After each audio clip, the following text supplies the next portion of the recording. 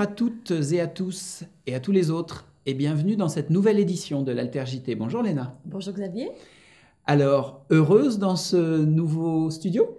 Ah, tu m'étonnes, t'as vu les conditions? On peut mettre le décor qu'on veut, on est libre, j'exulte. Bon, c'est pas tout ça, mais on a l'actualité à traiter.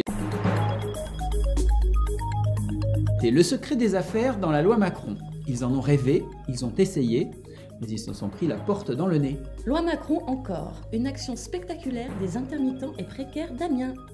Un sociologue et un rappeur poursuivis pour racisme anti-blanc par une officine proche du FN. C'est vraiment l'hôpital qui se fout de la charité.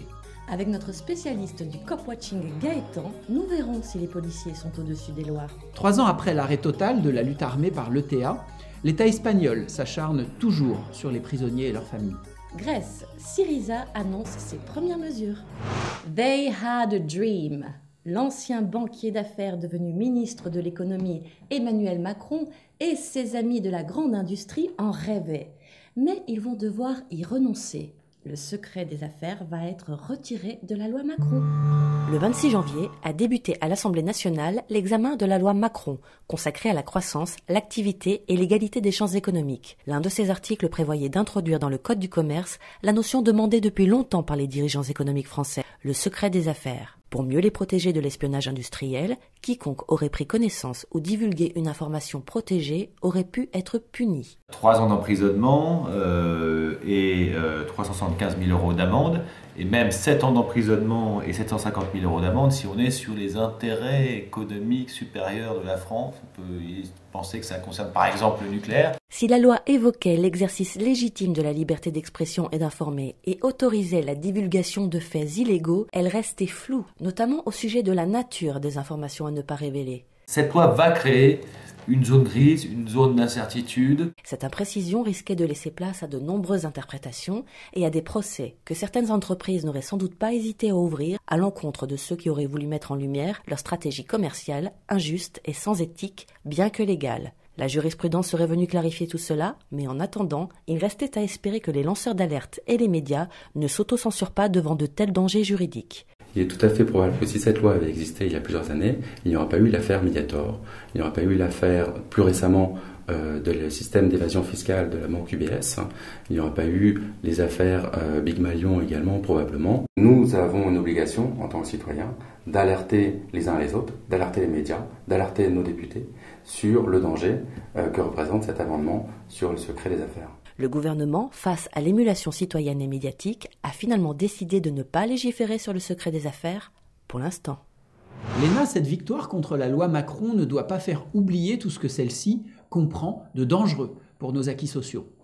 Les intermittents du spectacle et travailleurs précaires d'Amiens ont mené une action tout en impertinence, comme on les aime à l'Alter JT, contre les défenseurs de la loi du ministre de l'économie de François Hollande.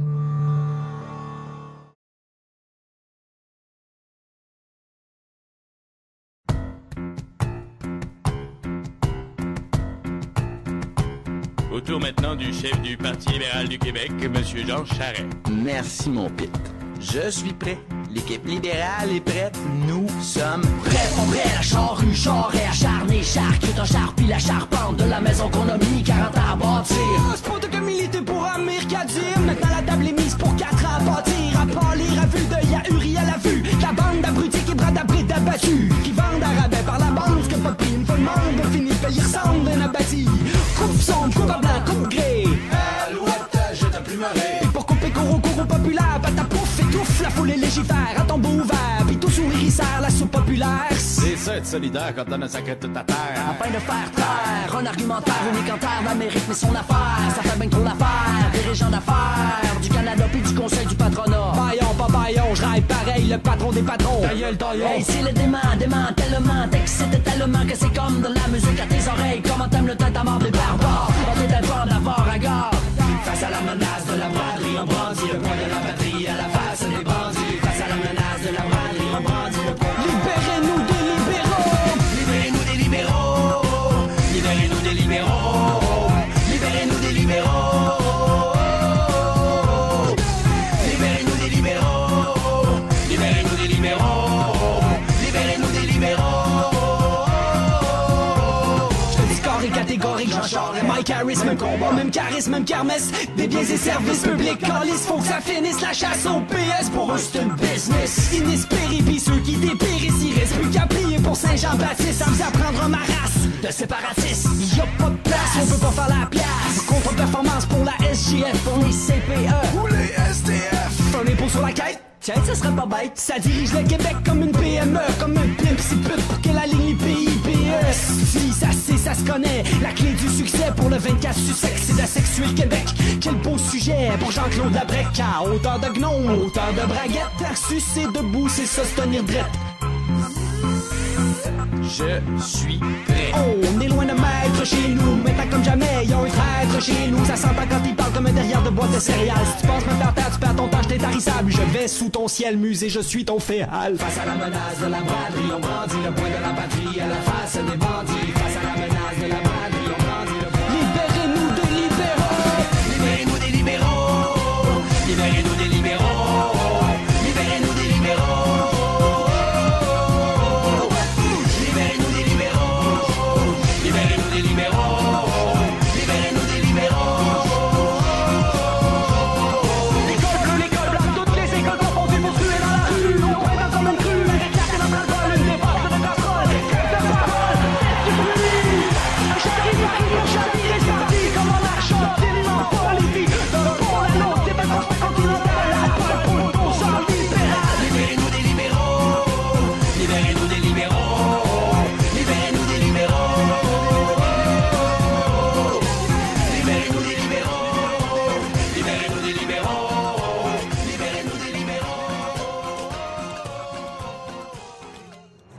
Libérez-nous des libéraux. Libérez-nous des libéraux. Libérez-nous des libéraux. Libérez-nous des libéraux. Alors calme-toi Léna. Ça c'est sûr que c'est une action qui donne la pêche, mais le sujet qui va suivre va peut-être te faire un peu déchanter. Le 20 janvier dernier, le sociologue Saïd Bouamama et le chanteur de ZEP, ex-ministère des Affaires populaires, Saïdou, comparaissaient devant la 17e chambre correctionnelle de Paris. Ils étaient poursuivis par une association d'extrême droite, La Griffe, qui les accusait de racisme anti-blanc pour un livre-disque qu'ils avaient fait paraître, Nique la France. Les victimes du racisme institutionnel et de la montée du FN seront-elles à présent condamnées parce qu'elles refusent de se laisser faire ? C'est au palais de justice de Paris qu'a eu lieu le procès de Saïd Bouamama et Saïdou, accusés de racisme anti-blanc par l'Alliance générale contre le racisme et pour le respect de l'identité française, présidée par Bernard Antony, élu en 1984 député du Front National au Parlement européen. Mis au banc des accusés pour avoir écrit un ouvrage Nique la France, Saïd Bouamama est un sociologue engagé qui a participé en 1983 à la marche pour l'égalité et le racisme. Il intervient également auprès d'associations de quartier pour débattre des difficultés rencontrées par les jeunes et les habitants. Dans ce pays, la France, il y a un vent mauvais qui souffle, un vent mauvais qui permet à des islamophobes de s'exprimer, qui permet à des policiers de faire des contrôles abusifs, qui permet à l'inégalité de s'installer massivement avec des 40-45% de chômage dans les quartiers populaires. Il considérait que l'expression nique la France coloniale, raciste et inégalitaire, insulter les Français, alors que bien entendu ce n'était pas les Français que nous insultions. Et donc on a considéré que c'était une injure raciale et qu'on pouvait donc être poursuivi pour ce motif-là. Je pense que si on n'avait pas ce contexte délétère en France, jamais nous aurions été poursuivis. À chaque fois qu'il y a domination, à chaque fois qu'il y a inégalité, il y a colère et qu'il faut donner un canal d'expression à cette colère. Et ce livre et ces CD étaient une contribution à ce canal d'expression de cette colère pour que justement cette colère ne détruise pas les gens mais s'attaque aux racines, c'est-à-dire un système inégalitaire. La France et son passé colonialiste, ses odeurs, ses relents et ses réflexes paternalistes. Suivi également devant les tribunaux, le rappeur Saïdou du groupe Zone d'expression populaire a vu certains de ses concerts menacés d'interdiction ou annulés, entre autres par la municipalité PS d'Audincourt. Ce soir nous résistons ici, à Notre-Dame-des-Landes, mais nous résistons partout. Je vous rappelle qu'aujourd'hui, pour ceux qui ne le savent pas, c'est la commémoration de la déportation de millions d'Africains, la commémoration de la fin de l'esclavage. Juste pour ça, juste pour cette victoire, pour ces combats, s'il vous plaît, là, ça tue brûle. La Griffe, quant à elle, intente des procès aux personnalités telles que les caricaturistes de Charlie Hebdo, Mais elle aurait pu aussi poursuivre des chanteurs comme Renaud pour sa chanson Hexagone. Oui, mais voilà, en France, la critique est autorisée. Cette liberté d'expression est accrue dans le domaine artistique et politique. On ne peut pas d'un côté nous dire qu'il faut la liberté d'expression pour Charlie Hebdo qui touche au prophète d'une religion et d'un autre côté nous dire qu'on n'a pas le droit de s'exprimer sur un système qui nous traite inégalement. Non, où la liberté d'expression est pour tout le monde ou elle est pour personne. Alors oui, on a le droit de critiquer la France. C'est une belle leçon de droit que nous a rappelé la procureure de la République de Paris. La première génération baissait les chines et se faisait discrète au nom de l'intégration. La seconde, la troisième et celle à venir sont bel et bien présentes. Elles revendiquent le droit à la différence et à l'égalité. C'est ainsi que l'avocat des deux Saïd termina sa plaidoirie face au président de la Griffe. Le nègre vous emmerde. Le verdict est attendu le 19 mars. J'accueille sur ce plateau Gaëtan, notre spécialiste du cop-watching, la surveillance des activités policières. Bonjour Gaëtan. Bonjour. La semaine dernière, tu nous as parlé des nombreuses personnes tuées chaque année par la police dans les quartiers populaires. Tu nous as parlé d'impunité. Est-ce que tu peux revenir un petit peu sur ce terme très fort ? Oui, alors je vais reprendre le dossier d'Amnesty International dont j'ai parlé la semaine dernière, qui s'appelle « France, des policiers au-dessus des lois ». Il est sorti en 2009, mais malheureusement, ses analyses sont toujours valables. Alors cette impunité, elle n'est pas totale, heureusement. Il arrive que des plaintes contre les violences policières soient traitées et aboutissent à des condamnations. Mais cela n'arrive que très rarement. Par exemple, en 2006, l'IGPN, la police des polices, a accepté de traiter 639 allégations de violence. Il y a eu 114 sanctions disciplinaires. Alors certes, certaines plaintes sont infondées, mais de là à dire que 5 sur 6 le sont, ce n'est pas crédible. En plus, les sanctions sont très faibles. Sur les 114 sanctions disciplinaires, 8 seulement ont conduit à une révocation ou à une procédure assimilée. Et pour ce qui est des sanctions pénales ? Là aussi, les peines sont très légères. Dans le cas d'Hakim Hajimi, qui a été étranglé par un policier jusqu'à ce qu'il en meure, le visage totalement violacé, la peine la plus lourde retenue était de 24 mois de prison avec sursis. Comment se fait-il concrètement qu'il y ait si peu de condamnations de policiers ? Eh bien, tout d'abord, on peut pointer le manque d'indépendance et d'impartialité des autorités chargées de surveiller la police. En France, toute personne souhaitant déposer une plainte pénale pour violation des droits humains commise par un policier peut s'adresser directement au procureur de la République. Et c'est lui qui est censé diriger en toute autonomie l'enquête ou la confier à un juge d'instruction. Mais dans les faits, cette autonomie est limitée. Dans leur travail quotidien, le procureur et le juge d'instruction ont besoin des agents et des officiers de police pour réaliser des enquêtes, des perquisitions, des interrogatoires, etc. Puisque les magistrats sont dépendants des policiers pour mener les instructions efficacement, ils ont tout intérêt à ménager leurs partenaires quand ils enquêtent sur eux. Donc c'est une relation donnant-donnant. Les policiers collaborent efficacement avec la justice et la justice, en échange, ne se retourne pas contre eux. En quelque sorte, oui. Ils peuvent par exemple classer l'affaire sans suite. Ou plus subtilement, ils peuvent confier l'enquête à un collègue du policier présumé auteur de violences illégales. Alors dans ces conditions, on ne peut pas réaliser une enquête impartiale ? Effectivement, ça m'a l'air difficile. Et d'après le rapport d'Amnesty International, pour le comité de la prévention de la torture, le rapporteur spécial des Nations Unies sur la torture et d'autres, ils se demandent aussi comment est-ce qu'on peut être impartial dans ces conditions. Donc il en découle trop fréquemment un manque de rigueur dans les enquêtes. De nombreux éléments sont écartés, des actes d'instruction sont refusés à la famille, et les enquêtes traînent désespérément. Le cas de Abou Bakari Tandia, mort pendant une garde à vue, est éloquent. Aucune mise en examen de policier n'a été prononcée par le juge, impossible de mettre la main sur les enregistrements de vidéosurveillance, et des pièces du dossier médical ont disparu pendant plusieurs années. Après 8 ans, l'enquête a été clôturée par un non-lieu, et on ne connaît toujours pas les circonstances exactes de la mort de Abou. J'imagine que si ces défaillances sont fréquentes, elles ne doivent pas inspirer la confiance aux populations des quartiers populaires. Effectivement, d'autant que les policiers auteurs de violences ont eux-mêmes développé des méthodes de protection contre les plaintes. La méthode la plus simple pour eux est de porter plainte directement contre les victimes de violences policières, par exemple pour outrage et rébellion. Et là, c'est la parole du policier contre celle de la victime. Il faut aussi savoir que c'est parfois toute la chaîne hiérarchique, jusqu'au ministre de l'Intérieur, qui va soutenir des policiers, en violation avec le principe de séparation des pouvoirs. On se souvient par exemple de Claude Guéant en 2012, qui avait déclaré, je cite, que l'administration apportera tout son soutien juridique aux policiers mis en examen, qui avaient tué Amine Bentoussi d'une balle dans le dos. Alors Gaëtan, comment peut-on mettre un terme à cette impunité ?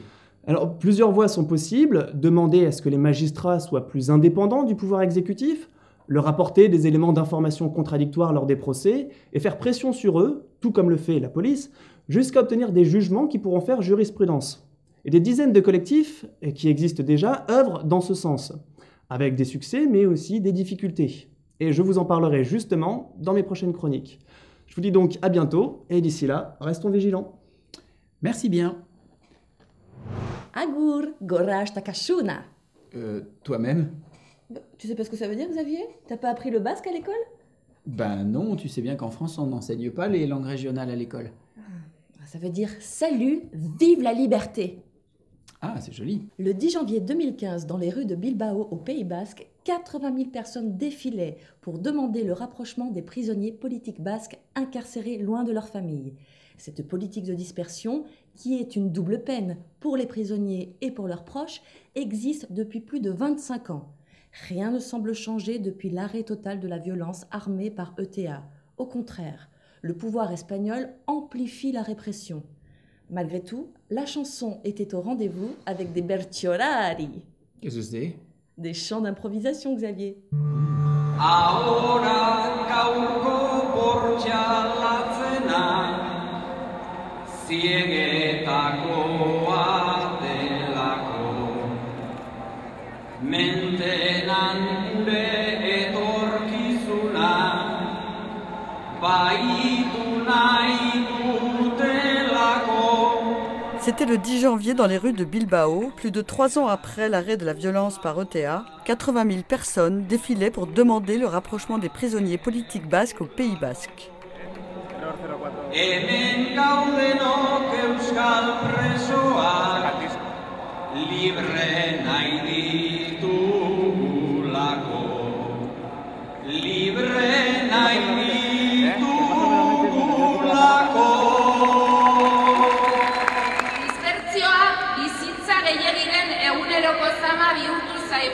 En effet, en 1987, après l'échec de la politique dite du repentir, l'État espagnol décide de disperser les prisonniers basques dans toutes les prisons de son territoire.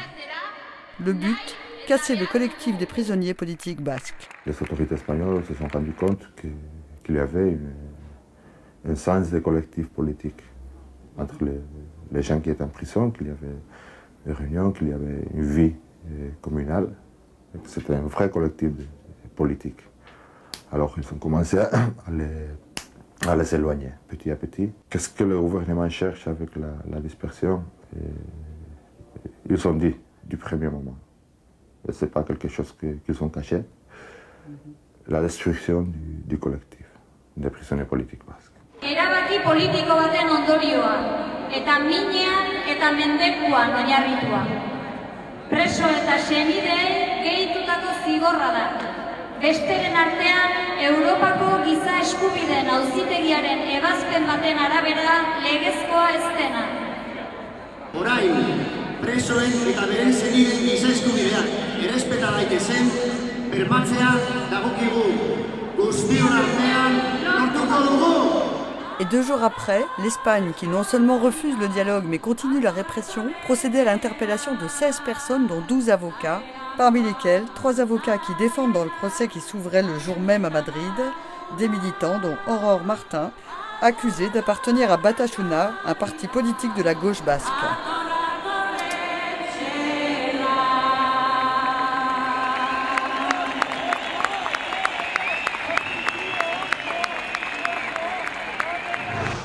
Alors qu'Alexis Tsipras, le nouveau Premier ministre grec, fait la tournée des pays européens pour tenter de les convaincre d'accepter le changement qui vient de s'installer en Grèce, son gouvernement annonce les premières mesures progressistes. Tu nous as préparé une petite liste non exhaustive de ces mesures, Xavier? Oui. Déjà, on peut signaler, Léna, que dans le gouvernement Syriza, on compte plusieurs défenseurs des droits humains, des militants aussi des droits sociaux, un écologiste, un procureur anticorruption. Et une juriste féministe a même été nommée à la tête du Parlement. Tsipras, le Premier ministre, a prêté serment, comme il se doit, mais refusé de le faire sur la Bible, et même devant le Pope. Question mesure, ça commence plutôt pas mal. Il y a l'arrêt de la privatisation des ports du Pirée, des ports de Thessalonique, de l'aéroport d'Athènes, de la Compagnie nationale d'électricité, DEI. Il y a également la préparation d'une loi visant à relever le salaire minimum et le niveau des retraites. Et puis on réintègre les femmes de ménage de l'administration des finances, qui avaient été mises en disponibilité depuis plus d'une année et qui campaient depuis tout ce temps-là devant le ministère. Il y a également la réintégration des personnels de l'éducation nationale dont les postes avaient été supprimés. Et puis on a annoncé la naturalisation massive de tous les enfants étrangers nés sur le sol grec. Une mesure évidente pour les défenseurs des droits de l'homme. D'ailleurs, les camps de rétention vont être transformés en centres d'accueil. Il y a également la fin de l'ouverture des magasins le dimanche. Oh. On annonce une vague de suicides chez les touristes chinois, mais non. C'est une sacrée bouffée d'air frais, n'est-ce pas, Léna ? Ah, une bouffée d'air vraiment bienvenue. Voilà, cette édition de notre Alter JT est maintenant terminée. Au revoir à toutes et à tous et à tous les autres. Au revoir, Léna. Au revoir, Xavier. Au revoir à tous.